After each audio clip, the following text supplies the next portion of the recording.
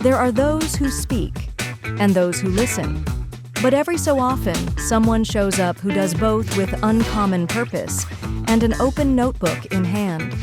Nicole Banks is a power connector, a woman whose network doesn't just span industries, it sparks movements. For more than 2 decades, she's solved problems others run from, built what others said couldn't be done, and highlighted the wisdom of giants, one page at a time. This is Nicole's Business Notebook, a curated circle of brilliance, a behind-the-scenes pass to the strategies, stories, and secrets shared by the experts she calls friends. It's not just a show, it's a blueprint for those bold enough to build. So settle in, because the notebook is open. Hi, it's Nicole Banks with Nicole's Business Notebook. We are here with the amazing Shawn M. Pearson. She is a do-it-all type of woman who is making an incredible impact in the greater Phoenix Valley and beyond. I'm very happy and privileged that she would come on and share her wisdom and what she has going on. So Shawn, thank you so much for being on and being a guest. Thank you for having me. I am honored to be here. I consider this part of my walking in my journey of a virtuous woman, although I don't believe Shaka or Whitney that says I'm every woman. I am just Shawn. I love that. I love that. So, like I mentioned in, the promo at the top, you are one of those type that has a million different things going on. And I know that with things that have been going on, it's been a time of transition for you and you're coming out of it and the whole bit. So what are you doing now? What are your goals for the next 6 months? Kind of where are we today? Well, Nicole, as usual, I am saving the world. That is my goal. Love it. In this season, I am focused on Whisper Consulting, which is my focus on women entrepreneurs who are doing social impact businesses. So they get an opportunity to build legacy for themselves, but also answer a need in community.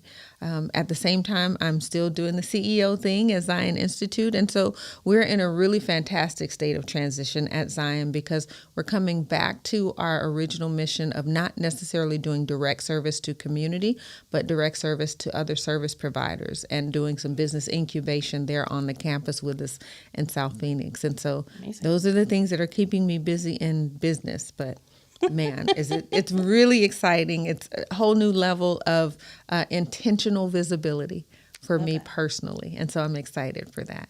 So for those that don't know about Zion, can you tell us a little bit about what it is? You kind of alluded to the mission, but what's the mission and kind of what are your plans as this transition period occurs? Well, Zion is a nonprofit organization. We are 21 years old, yes. And the intent of Zion is to break cycles of generational poverty. So our original mission was all about transforming people, communities, and the marketplace to break cycles of generational poverty. And it started with me doing moms and children, graduated to families, graduated to churches, graduated to us doing business direct care for the community. But this evolution is bringing me back to the original space where I can coach and consult and build capacity for others. Right now on the campus, we have an integrated health clinic. We have a child care, a preschool, a co-located private school that's K-8. And then there's several other businesses that we incubate that are all solution-oriented for the South Phoenix community. And it's exciting work. I get to remember my why and live my why. Most of what exists on the campus is a result of things that I needed as a young person, that journey of trying to figure out life and needing support. But I get the opportunity now to help others launch their visions and incubate that on the campus where it fits and replicate those business models and solutions that are answers to other communities. So we have our child care preschool, but there's also at least 3 others that we've helped to launch, and we're hoping to launch 3 more that will be school-based sites. We have the integrated clinic on campus, but we also have a few other clinics that we've helped to launch in the East Valley and Tempe area and South Phoenix as well. So it's just a great work where I get to serve others. I get to watch them walk in their greatness, and I get to be a huge cheerleader for other people that are trying to walk out their purpose in life. That's amazing. Yeah, I've spent some time on the campus, and the electricity, the energy is amazing. It is. Just seeing the collaboration, seeing the impact of what you've built. I mean, obviously, it's taken decades, and Yes. all of that and the whole Yes. bit. But one of the things I'm so excited that you're doing is the incubation of other business owners. Yes. And impact and service, and the South Phoenix community. Definitely needs that. Needs Yes. that loving touch. Yes. That mother figure, shall we say? Yes. Yes. So, the incubation part of Zion is one of the things that I'm most excited about, and seeing kind of the impact of that. So, for prospective businesses who are like, wait, incubator? Wait, Yeah. how does that work? Can you kind of explain, the businesses that you work with and how that works? It has been an expanse of businesses that we've worked with. 2014 was when we actually did the first, what we call a community resource rescue. And so we work with all types of businesses if they're focused on making an impact in our community, and not just South Phoenix, but Arizona at large. And so everything from barbershops to food trucks to clinics to child cares to financial institutions, helping to, give birth to some banks and such. And the work is all about working with the visionaries, taking them from concept to implementation, and positioning them to actually sit in front of a funder and have a conversation about how do we gain the capital to launch this vision, and then actually having the partners leverage one another. So I refer to it as the Zion ecosystem. All of our partners, all of the businesses that we've helped to incubate or launch, being able to leverage each other as a resource to build their own capacity, and then serve each other as well at the same time. Make referrals for business clients, but also make referrals back and forth for each other to use their services. And so the campus is made available for meetings, for events, different activities that might be needed as a part of the journey of a business growth. They can come between 8 and 5 and use the business conference room, use the co-working space there in the lobby, make copies, make coffee, stop giving Starbucks all of our money. Right? When we don't really have the funds to invest in ourselves. Yeah. The purpose of the well, that's the campus. The purpose of the well is to meet our business owners and our community at their point of need. That's amazing. Thank you. Yeah, and like I said, the impact that's being created is palpable, and that's one of the things that inspire me. Just knowing you and what you're doing, and I'm really excited to hear this emphasis back on Whisper. Yes. And the consulting, and you kind of getting back in there elbow to elbow with us to help us. Yes. So can you talk about this change and why you made this kind of left turn? Absolutely. Well, even Zion, the existence of Zion is a result of things that I needed on my journey to healing and growth. And Whisper is exactly that, but for female entrepreneurs. When I made the decision to come into entrepreneurship, it was not an intentional decision. It was actually one that was forced out of a need that I had at the time, and that was almost 30 years ago. But in doing that, there weren't a lot of mentors. There certainly wasn't anyone that was willing to guide me without revenue or without me paying them to just lend their intellectual capital to me so that I could be better and do better as a businesswoman. And so the idea behind Whisper is that I understand the journey of being called to do something greater than myself, not necessarily believing that I have the capacity to do it, but finding individuals who would come alongside and walk that journey. And so Whisper is intentionally that for women entrepreneurs that have been called to do something greater than what we believe we can accomplish. And the Whisper isn't spelled traditionally. Mm-hmm. It's actually WISPHER. And so the WISP is acronym for Who is Shawn Pearson? Because I am evolving as I grow and as I mature in my journey to virtuous. I share all of those lessons because I don't want these ladies to be hit by the trucks that I've been hit by, trying to get to where I am. Yeah. No, speaking of that, both you and I have some incredible personal stories and journeys, that led from poverty to this couch and studio and why we're here today.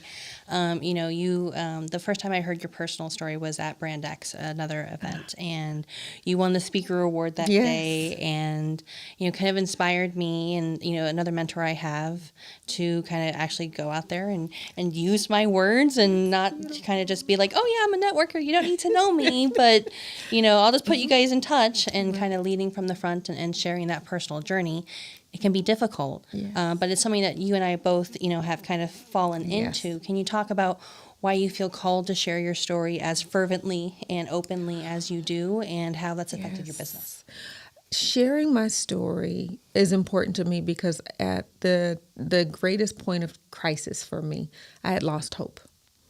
And for other people to know that there is hope after some of the choices that we've made, some big boo-boos, as I call them. Yep. There is still greatness on the other side of that. And so my story is to affirm those women who are walking it out beyond the stain of our scarlet letters, those Right. things that we've done that only we and God know, those things that we haven't forgiven ourselves for, those things that are barriers to us walking in our purpose and our greatness and really lending our gifts to other people. So sharing my story is just to let other people know we're not defined by our circumstance. We're not defined by all the boxes that society might want to put us in, or even the boxes that we put ourselves in. Right. If we will give ourselves permission to thrive, we will absolutely do that. And we will change the lives of so many other people. And so the point of Whisper is to just do it with intentionality. In this decade of my life, I'm deciding, they say at 50, then you hit the top of the hill and you're on your way. I don't believe that, but just in case it's true, in my 50s, I'm deciding to be intentional about helping other women walk in their greatness. I love that. Yeah, for me, personal journey has been something, I was raised culturally Asian. So you don't talk about what's going outside of the family to anyone. Okay. It's, definitely kind of in that sort of circle, and anybody outside the circle just doesn't get to know. Right. And so, reframing how I think about things, reframing, what happened to me, and, there were bright, shining, gleaming moments throughout the terribleness. And just as, you shared in your story, it's never always terrible. That's right. It's never always amazing. That's It's this right. kind That's of up right. and down sort of combination, and the lessons that we need to learn and the impact that we need to push through. Yes. It's definitely a sort of combined, puzzle to work through. But, what I will say is, sharing your personal story, has inspired me to do that of myself. Thank you. And to kind of lead from the front. And I have a personal journey book coming out, and this TV show was never anything that I thought that would get there. And, what I will say is, it's kind of inspired me to lead from the front. And so of all the things, I will say you are one of the mentors to me. Thank you so much for that. Really appreciate your collaboration and wanting to lead from the front. Thank you. And I think that is, of all the things, one of the most amazing things about you is you want to bring people with you. I do. And I have to be honest and tell you that I have not always wanted to lead from the front. I was comfortable being the professional cheerleader. The wind beneath someone else's wings. I didn't want to be out front.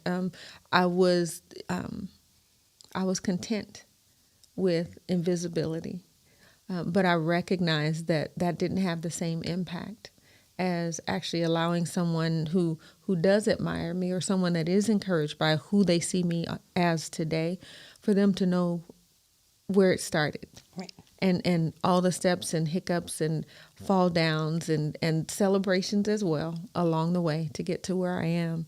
And so to be here on your show is an honor.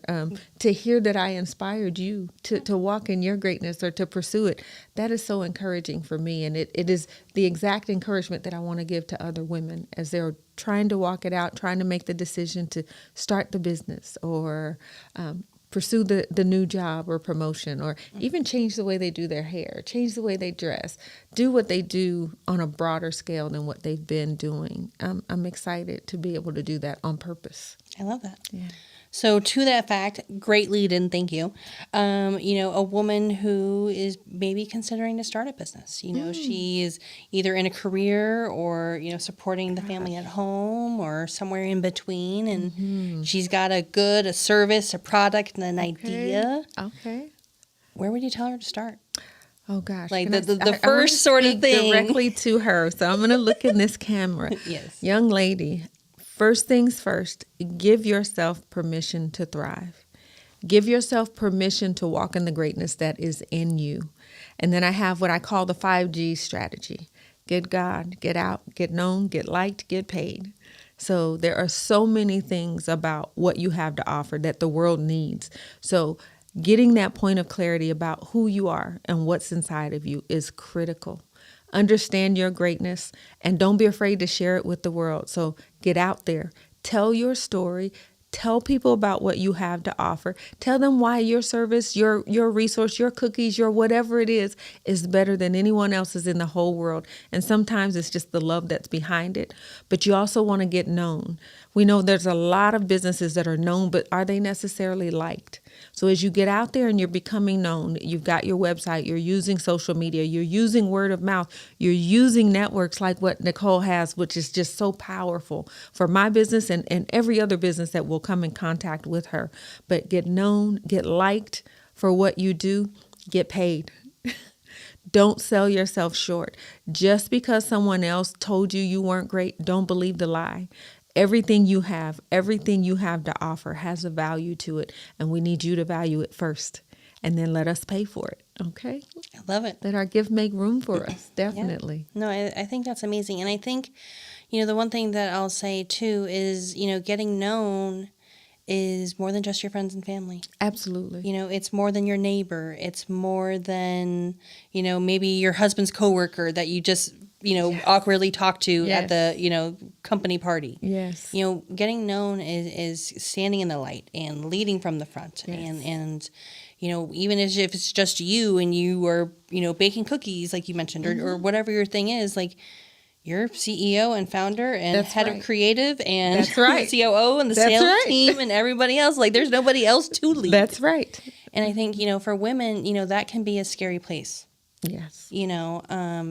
It's hard to, I think, kind of just take that first step, and make that, move in that direction. But, at the other side of it, you may feel inspired in the whole thing and get everything and get excited. And then, something happens here or you get a bad review, your third review sucks and you're like, my first two were great. And now my third one sucks Right. and I don't want to go through and the whole thing. And, entrepreneurship is as our lives have been very up Yes. and down and, It's the the roller whole coaster. thing. I think resilience is really important, in those 5Gs and moving Yes. forward in your business and the whole bit. So, I feel like women are great with resilience when it comes to family struggles and family Yes. pressures Yes. and that whole bit. But outside of that sort of domain, it can be hard to Yes. work on resiliency, Yes. not have our feelings hurt, not get the wind, blown out of the sails. But it's and- going to happen. It is a part of life. We are going to be disappointed in our performance. We are going to fail at some things. And what I tell the clients that I have, I say, just fail faster. Just fail faster so that you can learn the lesson, get up and move forward and pursue excellence all the time. Always pursue excellence. You may not achieve what you thought you were going to, but at least you're pursuing the best that you can be and the best version of yourself and learn from every lesson along the way so that you don't repeat the cycles. Yep, 100%. Yeah, I mean, I think, to your point, failing faster, I'm the type of person that goes 10,000 miles an hour with my hair on fire. Good, bad, or indifferent. Right. It's just kind of how I live in life. And, I will say failing faster has led me to a lot more opportunities. Yes. I mean, and granted, I have crashed hard. I mean, just took you things got out and, But you got up. yep. And I'm so grateful that you got up. Yes. Yes. Yeah, I mean, I think, resilience is definitely, important, when it comes to all entrepreneurship, but women specifically. I think it's a different type of muscle than we normally use. Yes. But on the, kind of other side, there's a lot of benefits of being a woman entrepreneur. If you're thinking about those stereotypes, usually, they're more compassionate leaders. They're going to, we'll extend your maternity leave. Yes. Go pick up your kid that's sick. it. And those sort of, activities of daily living, acceptance, Yes. And that whole bit. I think we lead, some of us have the ability to lead with head and heart. Yeah. And not just one or the other. Yeah. I think if we're too far in either extreme, we don't do our team a good service and we don't lead them, we don't develop them as leaders if we don't find that harmony between the two and build a team around you that will support you when you're a little more in one direction than the other, like you might, not want to be. Yep. But I definitely think we're blessed. And socially, it's more acceptable for us to lead that way. Right. Typically, other leaders, male leaders are expected to be just stern and firm and no emotion involved in their decisions. And that harms us. that harms them that it harms them too. Yeah. Exactly. So I'm grateful to have permission to do that. But I think I'm at a stage where I take permission and do it anyway. Yep. No, I love that. Leading from the front. That's it. That's it. That's amazing. For me, Whisper, is, this education forward, approach. And I think that is one thing that is different to your approach than other approaches I've seen for other coaches. Can you tell me about why you're so passionate about education when it comes to incubating and helping businesses? Absolutely, because we perish for lack of knowledge. Our businesses fail because we don't know what we don't know in the beginning. And it's not always a welcome environment to ask questions. Most people consider you competition if you're in the same field that they're in. And I'm just the opposite. My position is there's so much need that the two of us could never conquer it all anyway. So why not collaborate? Yep. I believe we're better together. I can glean from you. You can glean from me. We share our intellectual capital. It doesn't take away the identity of our individual businesses, but we can support each other. And for me, I didn't have an opportunity to finish college, so I may do that before one of my grandchildren. Not sure yet, but there's plenty of other things that keep me busy. But knowledge is power. If we know, we can navigate. But if we don't know, then there's a minefield waiting for us. And I know that what we have to offer is valued in the world. We just have to figure out how to position ourselves to get there. Right. Yeah, I love that. So I know that you have some classes that are coming up, and again, education being a main focus. Can you kind of tell our viewers about what you have going on and what your plans are for the future on the education side of things? Of course. Well, as it relates to Whisper, we have Monetize Your Mission. That is a masterclass that I'll be doing online. I just got started this month, so we'll do it on Saturdays. It's 90 minutes on how to monetize your mission. If you're thinking about launching a business, if you're in a next life cycle of your business and you want to revisit your strategy for monetizing and making it sustainable. So we got started with that. We have Spirit of Excellence, which is a 6-week self-paced session that I walk through the business development with new business owners. We got started with haven't quite decided on the name for our network, but I'm leaning toward Whisper World, where it'll be the networking for all the businesses that we're working together. And I'll just teach every Saturday. We'll pick a topic and we'll teach on that, and it'll be virtual as well. So everyone that is around the world that needs that support has access to it. So it's a great, exciting season for me right now, Nicole. I'm really excited to be in this space. But those are the educational pieces as it relates to Whisper. On the Zion side, I actually have the Center for Child Care Entrepreneurship. So we are looking for, if you're interested in launching a child care anywhere in Phoenix, we would love to support you. We'll walk you through the licensing process, stay with you for a whole year doing technical support to help you launch a child care, because Arizona right now is a child care desert. And those moms that need to go to work, those families that need that extra support to have their child in a nurturing education environment, quality, affordable child care preschool, we are lacking in this state. And so it's my mission to make sure that we have as many sites as possible so we can build our future leaders. Yeah, I think that's amazing. And one of the things I think that's so great about what you do is that, when people work with you, it's not an island where you go visit and you're like, okay, well, good luck. I'll see ya whenever, maybe. No, bye. You're stuck with me. I love that, and the fact that you're working elbow to elbow with them in their business, providing this technical support, providing this business support. Then they're part of this ecosystem and networking and, the whole bit. I love the come with me sort of, approach that you have. Obviously it took some time to learn that. Yes, from you starting your journey as I've, kind of known it and that whole bit. So what inspired you to be so open, to be so collaborative, to be so... It's what I needed. There were many, many years where I did not trust people in the business sector because of the way I had been treated as an employee. So my first commitment was to not be the kind of leader in some cases that I worked for. Right. But I did also have the unique opportunity, and I'll share his name because Mr. Rudy Morgan changed my position on how leaders lead.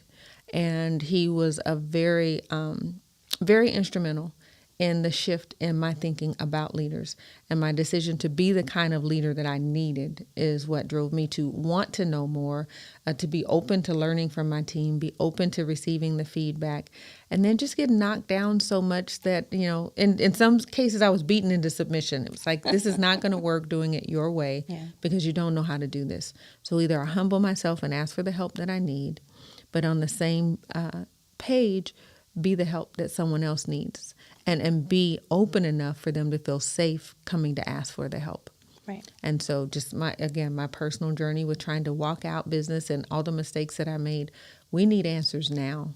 We have families and individuals that are hurting now. So we don't have a 3-year learning curve for some of the businesses that are some wonderful ideas that our future leaders need to have access to. So why not share my intellectual capital? I love that. And the abundance mindset, I think, is something that is so powerful with what you're doing. Thank you.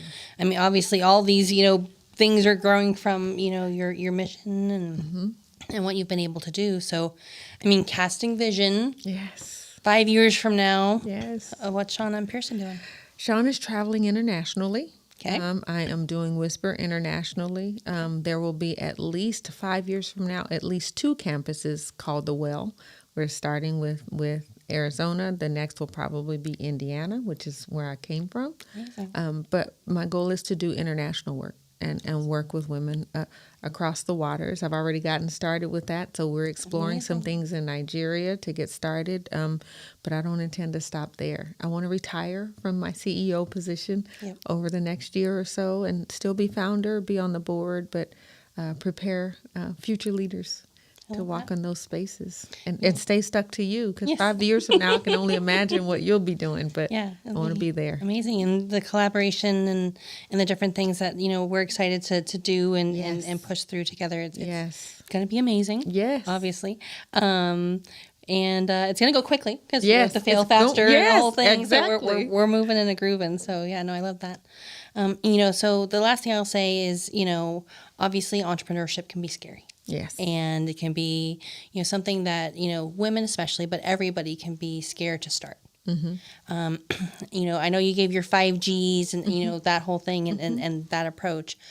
But if you were to give, maybe 5 tips or tricks for new entrepreneurs to start their businesses, to grow, what would you say? I would say start with writing your vision. If you don't write it down, it's never real. It's just that dream that's in your head. Write your vision down. Do an assessment of what are the resources I already have to get this started. And then make your next list of what are the resources that I need that are missing. Right. And take the bold step of meeting Miss Nicole. Yes. So that she can connect you to every resource that is on that second list, everyone you need to know to be great. Don't be afraid to collaborate. Don't be afraid to share strategically what your vision is for doing your work. Of course, you want to make sure you're incorporated and your things are trademarked and your intellectual capital is protected so that you're not sharing your vision for someone to take it and run with it without you. Yeah. But really writing things down.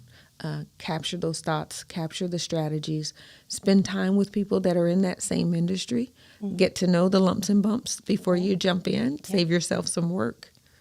Love it. Yeah. All about that connection and finding those mentors and collaborators and referral partners and the ecosystem. Absolutely. Maybe, you've done creating that it that's right. And I'll keep doing it because we're better together, Nicole, no matter what I don't believe anyone is self-made.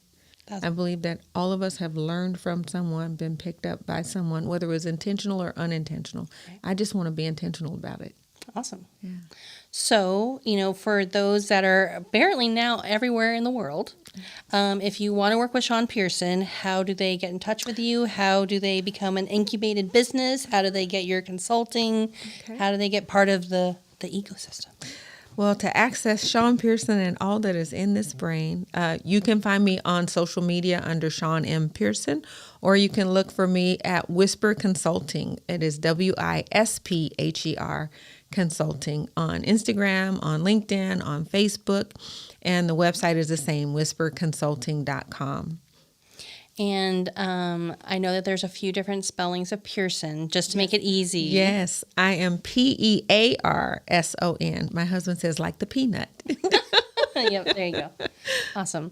So thank you so much, Shawn, for coming on the show to kind of show what you're doing, what your vision is. Thank you. The importance of collaboration Yes. and being a woman in business. You are inspiring, and I'm so excited to see the next 5 years and beyond. And today here in the studio, we have her CEO in training. Yes.